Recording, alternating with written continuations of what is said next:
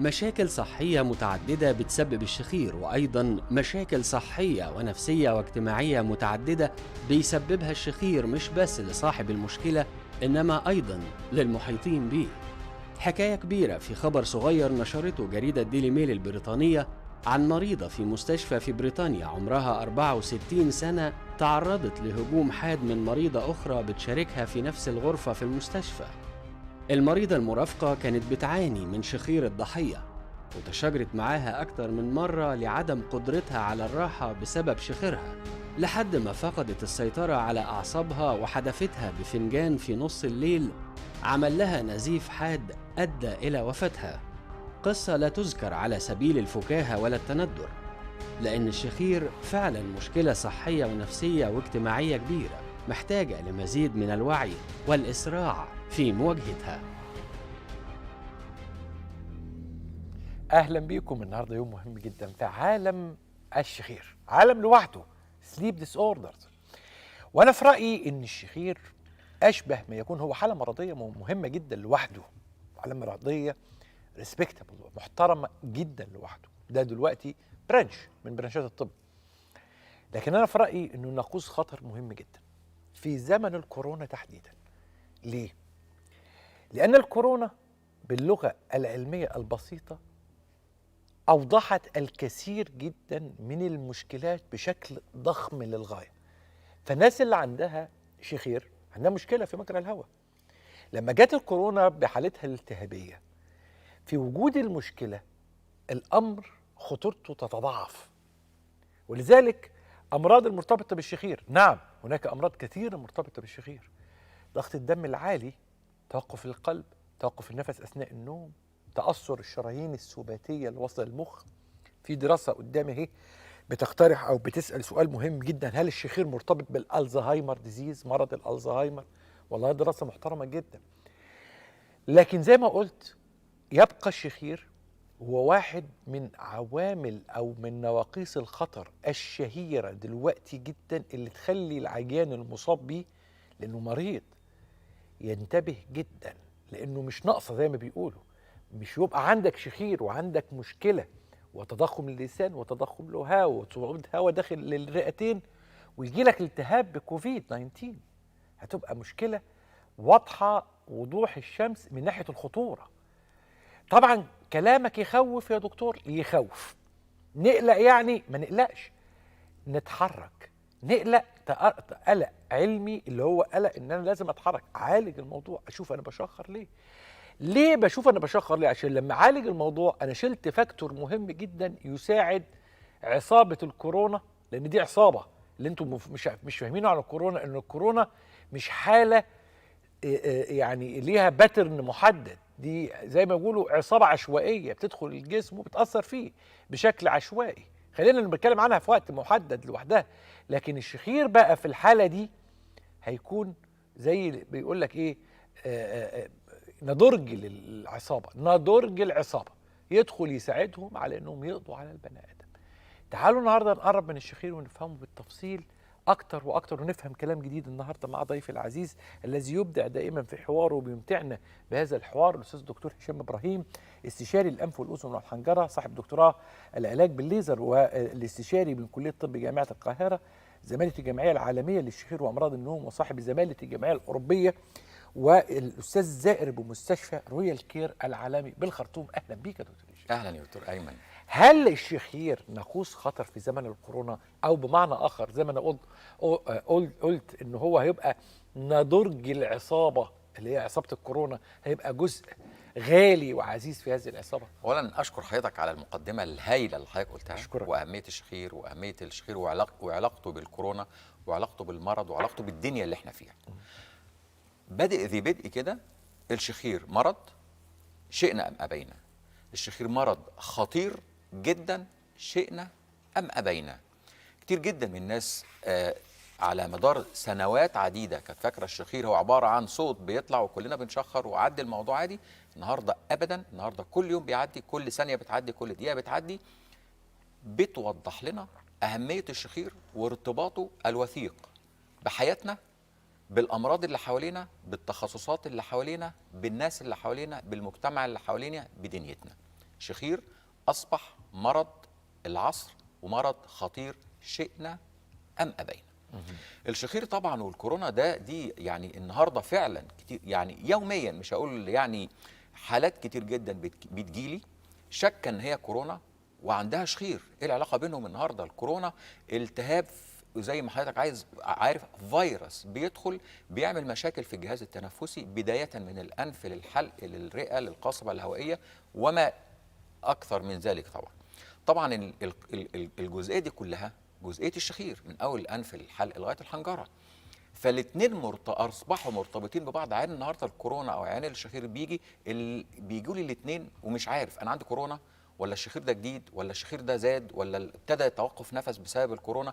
الحقيقه موضوع بقى مهم جدا، والفصل فيه بقى محتاج يعني عين فاحصه دقيقه تقدر تفسر وتقدر تفصل ما بين هل ده شخير ولا كورونا ولا الاثنين ولا ده الجيل الاول ولا ده الجيل الاول. ليه المريض الشخير بيتاخر في العلاج؟ مريض الشخير الحقيقه بيتاخر في العلاج اولا يعني دكتور ايمن والميديا بتاع الدكتور ايمن الموضوع ده النهارده اصبح قريب جدا. النهارده مريض الشخير ما بقاش يتاخر في علاج زي زمان. ليه؟ ما كانش عنده اي خبره، ما كانش عنده اي رؤيه، ما كانش عنده اي معلومات. النهارده الثقافه الطبيه اللي البرنامج بتاع حضرتك بيقدمها الحقيقه على اعلى مستوى خلت مريض الشخير النهارده يجري ويجي ويقول انا مريض شخير. كان زمان مريض الشخير بيجي لي وكلمه شخير نفسها انا مش عايز اقول لك، انا يعني ياما اتريقوا على تخصصي من 10 سنين. انت شخير، انت شخير مش عارف ايه بس مش دكاتره اللي هيتريقوا اكيد. لا طبعا مرضى، طبعا المرضى لان كلمه آه. الشخير في حد ذاتها كانت كلمه عيب. هنقف عند الكلمه المهمه دي قوي، لان في كتير من مرضى الشخير مش حاسين انهم مرضى. يعني هم ما بيعتبرش نفسه مريض، هو جاي على رجليه، هو ما بيكحش دم مثلا لا قدر الله، ما عندوش كرشه نفس عنيفه، ما عندوش الم في حته. الفكره بتاعتنا عن المرض دايما هي ان يكون في عرض فظيع، رجلك ورمه يبقى انت، لكن ده مريض وممكن يكون مرضه خطير كمان. لكن انا بحب اسمعهم ليه بقى؟ لان تجربتهم ليها تركات كده صغيره هم بيقولوا عليها يمكن مش موجوده في الكتب، وممكن ما نخطرش في بالنا ان احنا نهتم بيها. مش تقصير منا، لان احنا بنبص دايما للحاجات الكبيره، بنخاف من الميجور بروبلم. الميجور بروبلم دي مش في دماغ العيانين. طب ايه اللي في دماغهم؟ تعالوا نسمع مع بعض. السلام عليكم، انا اسمي محمود عبد المجيد من محافظه الاقصر. كنت اعاني من الشخير من يزيد اكثر من 18 سنه، مع ارتفاع في نسبه الضغط وارتجاع في المريء وانتفاخ في المعده مع ارق النوم. والمشكله دي كنت اعاني فيها فتره كبيره، وانا نايم اثناء الليل كان يحصل لي ارق نوم وما فيش تعدي عليه ربع ساعه ولازم اصحى من النوم. اصحى ساعات بارتفاع ضغط ودوخه ودوار شديد خالص، كاني ما نمتش خالص. وحتى المدام عندي حصل موقف في يوم كان الحمد لله ربنا نعم عليا اني ما شخرش وبتاع، فخافت عليا فكره ان انا مغمي عليا. انا الشخير بصراحه كان مسبب لي ارتفاع في الضغط. كنت رحت لاكثر من دكتور اوعيه دمويه وقلب، يقول لي ما فيش اي حاجه، دي اعراض نفس جسميه، ما فيش منها صحه في العضويه، دي اعراض نفسيه من داخلك انت. ومع ذلك برضه نفس الاعراض كانت تجيني تاني، انتفاخ في المعده وغازات وارتجاع في المريء. رحت كشفت دكتور جهاز هضمي وقال لي برضه مفيش اي حاجه عندك خالص. برضه لقيت نفس الاعراض رجعت لي تاني، قال لي الحل في انك تعدل الحاجز الانفي اللي عندك، لانه هو السبب الاساسي المسبب للمشاكل دي. انت معدتك والجهاز الهضمي عندك تمام، ما فيهوش اي مشاكل، المشاكل الاساسيه ناتجه من الحجز الانفي. اجمل مكان رحته في مصر على فكره استمتعت جدا الاقصر. الاقصر دي حته يعني فيها بركه كده جميله وفيها حاجه طاقه ايجابيه، واهل الاقصر دول ناس جمال جدا هم واسوان، الاقصر واسوان. لكن الراجل ده مذاكر قوي يعني ما شاء الله، دايما الصعايده بيذاكروا الحاجه، فقال كلام يعني اكاديمي جدا. اتكلم على ضغط دمه، بس اتكلم على حته جديده، الجهاز الهضمي بتاعه وتاثيراته بسبب التهاب سقف الحلقه. طبعا العيان يا دكتور ايمن بيبقى حافظ نفسه، حافظ ايه اللي بيشتكي بيه. يعني لما ساعات بسمع العيان انا بحس ان انا يعني ماسك الكتاب وكل السيمتومز زي ما بيقولوا كده احنا كنا بنحفظها وبنعرفها، هو بيسمعها لي واحده واحده بالايه، بالبرايورتيز بتاعتها، بدرجه الاهميه. انا ضغط الدم يعني هو ركز على ضغط الدم جدا جدا، لان ده اكتر حاجه مسببه له مشكله. وبعدين ركز على الجهاز الهضمي، سواء كان الغازات، سواء كان الارتجاع المريء، سواء كان فهو العيان حافظ حالته كويس جدا. لكن الحقيقه يعني كده بالذات العيان دون مشكله القلب ومشكله ضغط الدم عنده كانت مشكله كبيره، كانت مؤرقاه. دلوقتي يعني انا بشكر دكاتره جراحين القلب بالذات، لان هم ابتدوا ياخدوا بالهم جدا من تاثير الشخير والخنقه والسليب ابنيا على موضوع القلب. كان الموضوع زمان مش عايز اقول تايه في بعض، او ما كانش فيه تخصص شخير، فكانت العمليه بالنسبه له هنودي العيان فين؟ ما العيان مخنوق من فوق. فالنهارده الحقيقه ابتدت جراحين القلب يبعتوا لي الحالات بالاسم زي ما بيقولوا. ليه؟ لان هو جراح القلب لما بيعمل عمليه قلب مفتوح ويرجع الضغط ويرجع القلب او يرجع الدم للقلب مره تاني ويرجع القلب لحالته الطبيعيه. طبعا هسال سؤال مهم جدا، هو اهميه الاكسجين ايه؟ كلنا عارفين الاكسجين مهم جدا، بيدخل وبنتنفس وهو اللي بيروح كل حته، لكن الناس كتير ما تعرفش ان الدم اللي ماشي في جسمنا ده ان ما كانش يتملوا اكسجين، زي يعني سنه رابعه ابتدائي بيدرسوا السيركيلاتري سيستم والاكسجينيتد والنون اكسجينيتد، الدم الاحمر والازرق فالقصه كلها في الاكسجين. هو كله احمر على فكره. بالظبط كده. بالظبط كده. يعني الوريد ده يعني مش عشان يفرقوا يعني. بالظبط، فهي القصه كلها في الاكسجين. مش بيتعور بيطلع دم ازرق. بالظبط كده. فهو الاكسجين بيدخل يخلي، نتكلم بقى بسنه رابعه ابتدائي، يخلي الدم الازرق احمر. فالاكسجين ده اللي بيخش هو اللي بيخلي الدم احمر، يخليه دم بقى، اللي هو زي ما بيقولوا اللي هو الاكسجين يدخل في كل حته في الجسم. فاهميه جراحه القلب المفتوح بتعتمد اساسا على الاكسجين اللي احنا بندخله لها بفضل ربنا. فدي نقطه مهمه في منتهى الاهميه. كان عندنا مدرس علوم زمان، يعني تقريبا ما كان اتخانق معايا مره وانا طالب صغير، فاكرها لغايه دلوقتي سبحان الله يعني. انه انا قلت الكلى قبل الجهاز الهضمي، فضايق قوي وانا بتكلم على الكلى قبل الجهاز الهضمي. كنا في سنه 6 ابتدائي ولا في 5 ابتدائي يعني.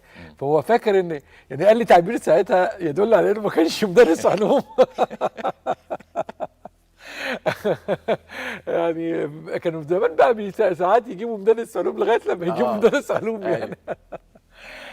لكن هرجع اقول تاني انه الناس بدات تفهم طبعا قيمه وخطوره الشخير، واعتقد ان احنا بسبب هذا الفيديو اللي انا اكتر برنامج في العالم وفي وجودك طبعا نزلنا هذا الفيديو اللي هو فيديو لسليب ابنيا، توقف النفس اثناء النوم، هو ده اعتقد انه خلى زملائنا في البرانشات التانية بداوا ياخدوا بالهم من هذا الموضوع. والفيديو ده كمان احلى لانه ده بيورينا مع السمنه، فبتوع جراحين السمنه بداوا ياخدوا بالهم طبعا من الموضوع يعني كمان.